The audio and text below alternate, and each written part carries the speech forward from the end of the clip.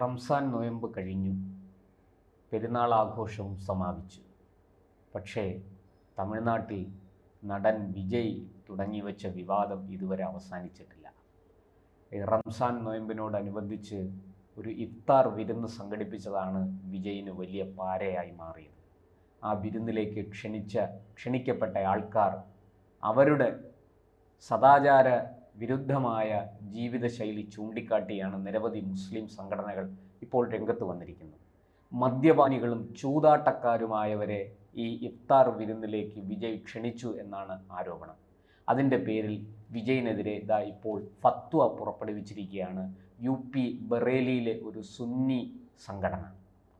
അതായത് വിജയ് ചെയ്തത് തെറ്റാണ്.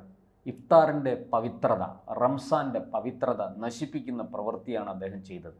അദ്ദേഹം ഒരു തമിഴ് നടൻ മാത്രമല്ല, ഇപ്പോൾ തമിഴക വെട്രി കഴകം എന്നൊരു രാഷ്ട്രീയ സംഘടനയും അദ്ദേഹത്തിൻ്റേതായ ഉണ്ട്. വരുന്ന തിരഞ്ഞെടുപ്പിൽ മത്സരിക്കുക എന്നുള്ളതാണ് അവരുടെ, നിയമസഭാ തിരഞ്ഞെടുപ്പിൽ മത്സരിക്കുക എന്നുള്ളതാണ് അവരുടെ ലക്ഷ്യം.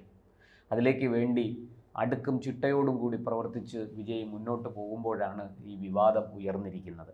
എന്തായാലും ഓൾ ഇന്ത്യ ജമാഅത്ത് ദേശീയ അധ്യക്ഷനും അതുപോലെ തന്നെ ചഷ്മെ ദാറുൽ ഇഫ്ത നേതാവുമായ മൗലാന ഷഹാബുദ്ദീൻ റസ്വി ആണ് വിജയിനെതിരെ ഫത്വ പുറപ്പെടുവിച്ച് രംഗത്ത് വന്നിരിക്കുന്നത്. അദ്ദേഹം പറയുന്നു, വിജയിൻ്റെ പശ്ചാത്തലവും മുൻകാല പ്രവർത്തനങ്ങളും എല്ലാം മുസ്ലിം വിരുദ്ധമാണ്. അദ്ദേഹം നിരവധി മുസ്ലിം വിരുദ്ധ കഥാപാത്രങ്ങൾ സിനിമയിൽ അഭിനയിപ്പിച്ച് വിജയിപ്പിച്ചയാളാണ്.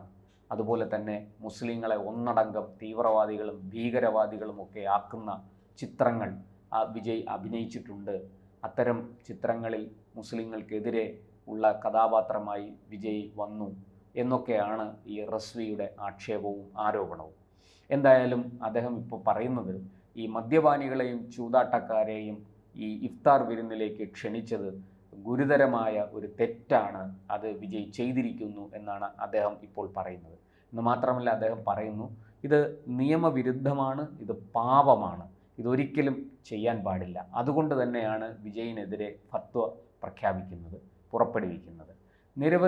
തമിഴ്നാട്ടിലെ നിരവധി മുസ്ലിം സംഘടനകൾ ഇതിനെതിരെ വിജയിൻ്റെ പേരിൽ കേസ് കൊടുത്തിട്ടുണ്ട്, പോലീസിൽ കേസ് കൊടുത്തിട്ടുണ്ട്.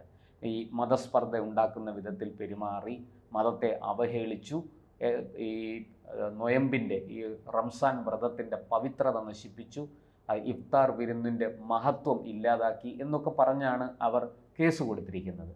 ആ കേസിൻ്റെ നിയമവശങ്ങളിലേക്ക് ഞാനിപ്പോൾ കടക്കുന്നില്ല. എന്തായാലും ഈ വിജയ് വലിയ തോതിൽ മുസ്ലിം വോട്ട് ലക്ഷ്യമിട്ടുകൊണ്ട് തമിഴ്നാട്ടിൽ അവിടെ ഏതാണ്ട് 5-6% വോട്ടേ ഉള്ളൂ. പക്ഷേ നിരവധി മണ്ഡലങ്ങളിൽ അവർക്ക് ഒരു സ്ഥാനാർത്ഥിയെ ജയിപ്പിക്കാനും തോൽപ്പിക്കാനും സാധിക്കും. അവരുടെ വോട്ട് നമുക്കറിയാം, അത് കൃത്യമായിട്ട് ഒരുമിച്ച് വീഴുന്ന വോട്ടാണ്, അതൊരു വോട്ട് ബാങ്കാണ്. അപ്പോൾ അതുകൊണ്ട് തന്നെ അത്തരം സങ്കേതങ്ങളിൽ, അത്തരം മണ്ഡലങ്ങളിൽ കടന്നു കയറി വോട്ടുറപ്പിക്കുക എന്നുള്ളതാണ് വിജയിൻ്റെ തന്ത്രം.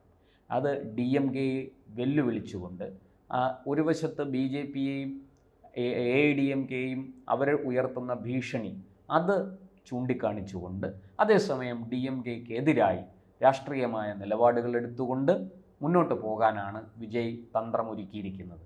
അതിൻ്റെ ഭാഗമായിട്ടാണ് ഈ മുസ്ലിം വോട്ട് ബാങ്ക്, ചെറിയൊരു ശതമാനമാണെങ്കിലും അത് തൻ്റെ പാർട്ടിക്ക് കിട്ടണം, തന്നിലേക്ക് വന്നു ചേരണം എന്ന ലക്ഷ്യത്തോടു കൂടി വിജയ് കരുക്കൾ നീക്കുന്നത്. അതിൻ്റെ ഭാഗമായിട്ടാണ് അദ്ദേഹം അവിടെ ഇഫ്താർ വിരുന്ന് സംഘടിപ്പിച്ചതെന്നും രാഷ്ട്രീയ പാർട്ടികൾ, അദ്ദേഹത്തിൻ്റെ എതിർ ചേരിയിലുള്ള രാഷ്ട്രീയ പാർട്ടികൾ ആരോപിക്കുന്നു. ആരോപണം അവിടെ നിൽക്കട്ടെ. വിജയിനെക്കുറിച്ച് മുസ്ലിം സംഘടനകൾക്കുള്ള പരാതികൾ ഞാൻ ചൂണ്ടിക്കാട്ടി. അതിലേറ്റവും പ്രധാനപ്പെട്ട മറ്റൊരു കാര്യം കൂടി പറയാം. അതായത് ബീസ്റ്റ് എന്നൊരു ചിത്രം അദ്ദേഹത്തിൻ്റേതായിട്ട് ഇറങ്ങി. അതിൽ ഈ മുസ്ലിങ്ങളെയും മുഴുവൻ മുസ്ലിം സമുദായത്തെയും ഭീകരവാദികളും തീവ്രവാദികളും ഒക്കെ ആയി അങ്ങനെ ഒരു നരേഷൻ കൊടുത്തുകൊണ്ട്, അങ്ങനെ ഒരു ആഖ്യാനം കൊടുത്തുകൊണ്ടാണ് ആ സിനിമ മുന്നോട്ട് പോകുന്നത്. ഇത് ഈ മുസ്ലിങ്ങളെ മുഴുവനായിട്ടും ഭീകരവാദവുമായി ബന്ധിപ്പിച്ചിരിക്കുകയാണ്. ആ സിനിമ നൽകുന്ന സന്ദേശം അതാണ്.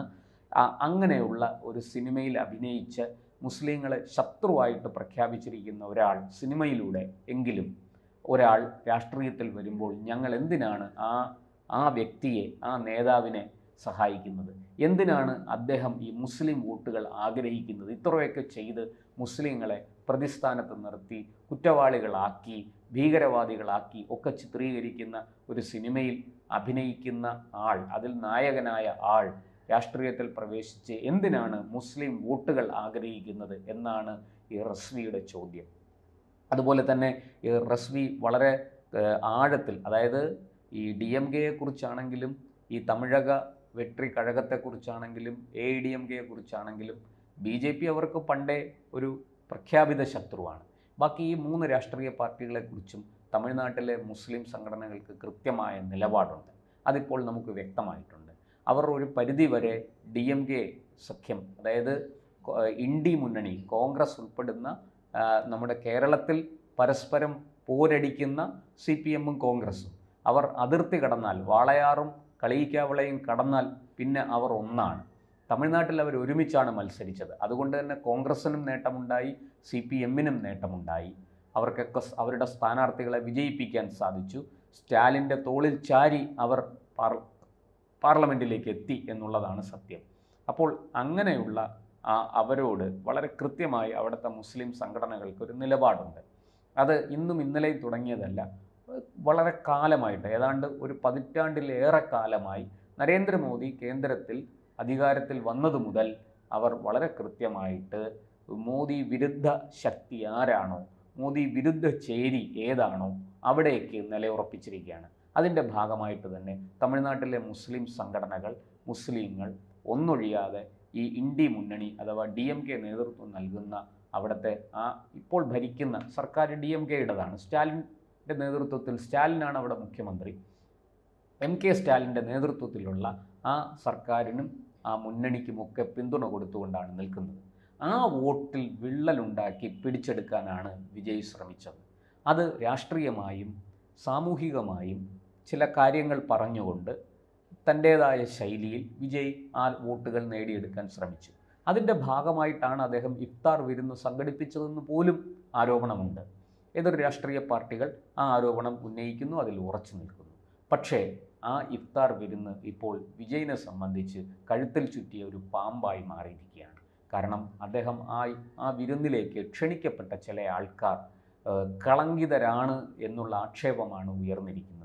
മദ്യപാനികളും ചൂതാട്ടക്കാരുമായ അവരെ ഈ വിരുന്നിൽ പങ്കെടുപ്പിച്ചതിലൂടെ ഇഫ്താറിൻ്റെ, റംസാൻ്റെ, നൊയമ്പിൻ്റെ ഒക്കെ മഹത്വം വിജയ് നശിപ്പിച്ചു എന്നാണ് മുസ്ലിം സുന്നി സംഘടനകളുടെ ആക്ഷേപം. അവർ അതിൽ വലിയ തോതിൽ എതിർപ്പുമായിട്ട് രംഗത്ത് വരികയും ചെയ്തു. എന്തായാലും വിജയ് തൻ്റെ മുഖ്യ ശത്രു ആരാണ് എന്ന് പ്രഖ്യാപിച്ച് മുന്നോട്ട് പോകാൻ ഇനിയും വൈകിക്കൂടാ എന്നുള്ള ഒരു രാഷ്ട്രീയ സന്ദേശം അതിനകത്ത് ഒളിഞ്ഞു കിടപ്പുണ്ട്.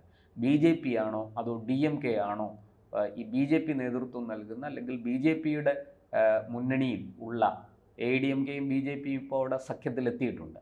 അങ്ങനെയുള്ള ആ സഖ്യമാണോ തൻ്റെ പ്രധാന എതിരാളി, അതോ DMK ആണോ, അതോ രണ്ടുപേരെയും താൻ ഒരുപോലെയാണോ എതിർക്കുന്നത്? ഇത് വിജയ് വെളിപ്പെടുത്തേണ്ട കാലം അതിക്രമിച്ചിരിക്കുന്നു. എന്തായാലും നമുക്ക് വൈകാതെ തന്നെ ഈ വിഷയത്തിൽ വിജയിൻ്റെ ഒരു പ്രഖ്യാപനം ഉണ്ടാകുമെന്ന് കരുതാം. എന്തായാലും ഈ ഫത്വയെ വിജയ് എങ്ങനെ രാഷ്ട്രീയമായിട്ട് നേരിടും എന്ന് തമിഴ്നാട് മാത്രമല്ല ദക്ഷിണേന്ത്യൻ സംസ്ഥാനങ്ങളൊക്കെ ഉറ്റുനോക്കുന്നുണ്ട്.